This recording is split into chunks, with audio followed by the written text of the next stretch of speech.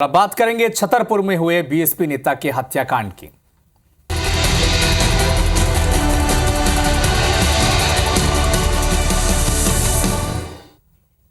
छतरपुर में बीएसपी नेता महेंद्र गुप्ता की गोली मारकर हत्या कर दी गई। घटना सिविल लाइन थाना इलाके के सागर रोड स्थित एक मैरिज गार्डन के बाहर की है। ईशानगर गांव के रहने वाले बीएसपी नेता महेंद्र गुप्ता शादी समारोह से शामिल होकर बाहर निकले थे, तभी अचानक एक युवक ने उनके सिर पर गोली मार दी। घटना के बाद आरोपी फरार हो गया। महेंद्र गुप्ता की मौके पर ही मौत हो गई।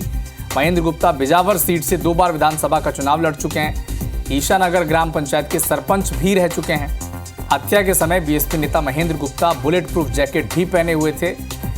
और इस पूरे मसले पर एसपी अमित सांघी ने कहा है कि आरोपियों को जल्द गिरफ्तार कर लिया जाएगा। हालांकि दावा कर रही पुलिस, लेकिन अब तक आरोपियों की गिरफ्तारी हुई नहीं है। बताया यह भी जा रहा है कि पुरानी रंजिश में इस पूरी वारदात को अंजाम दिया गया है, लेकिन अब तक कोई आधिकारिक बयान इससे जुड़ा आया नहीं है। तो बीएसपी नेता हत्याकांड छतरपुर में जो हुआ है, इस पर अब कई सवाल भी खड़े हो रहे हैं। हत्या के समय बुलेट प्रूफ जैकेट भी पहना था बीएसपी नेता ने, महेंद्र गुप्ता ने, लेकिन बावजूद उनके सिर पे गोली मारी गई। 2 बार बिजावर विधानसभा से वो चुनाव लड़ चुके हैं, सरपंच रह चुके हैं और एक शादी समारोह से बाहर वो जस्ट निकले थे और तभी उन्हें सिर पर गोली मारी गई।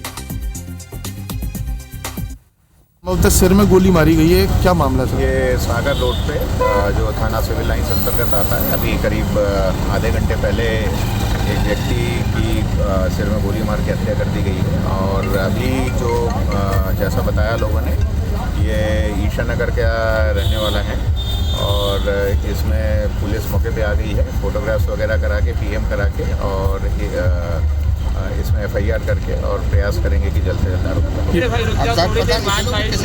आदमी था सर, उसने गोली मारी माथे में, सीधा चल एक आदमी संगल दिखा सर भागती बचाए में सर। हमने फैन नहीं कर पाओ सब, वो आदमी में घुस तो हमने राइफल पर लोड कर पाई अकेली। यहाँ शादी में आए थे, कुछ दिख रहा जाए।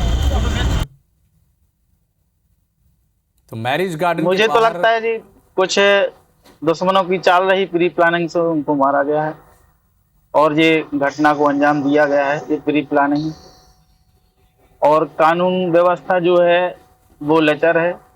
हम लोग प्रशासन से ये चाहते हैं कि जो भी मुजरिम है उसको सजा मिलना चाहिए।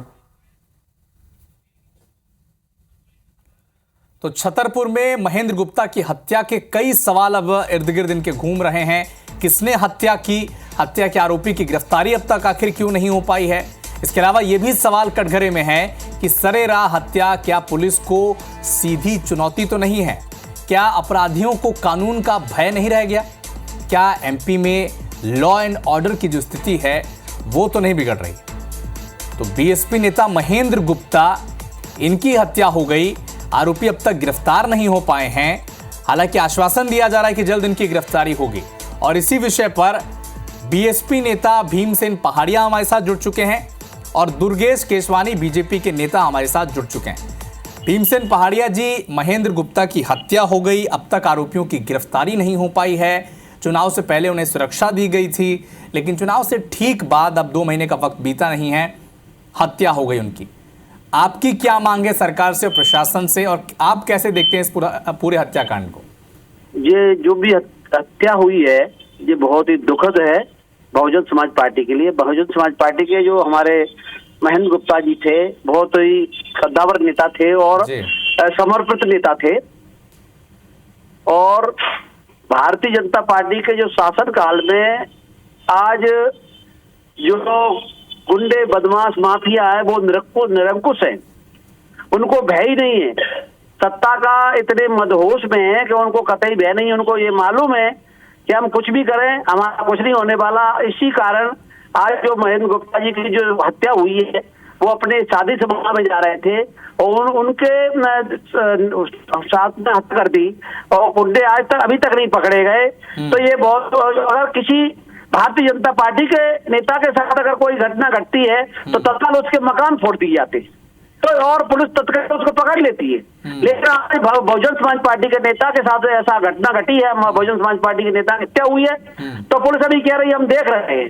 लेकिन मैं कहना चाहता हूं, हमारी मांग है बहुजन समाज पार्टी की, तत्काल गुंडे हैं जो बदमाश हत्यारे हैं उनको तत्काल गिरफ्तार किया जाए और तत्काल उनके साथ कार्रवाई की जाए, उनके मकानों पर बिल्डोर जिताया जाए। जो हमारे माननीय मुख्यमंत्री भीमसेन जी, दुर्गेश जी, जो आरोप लगे हैं भारतीय जनता पार्टी की सरकार पर कि लॉ एंड ऑर्डर पर सवाल उठाए गए हैं और यह भी कहा जा रहा है कि बीजेपी की सरकार में अपराधियों को अब कानून का भय नहीं रह गया है।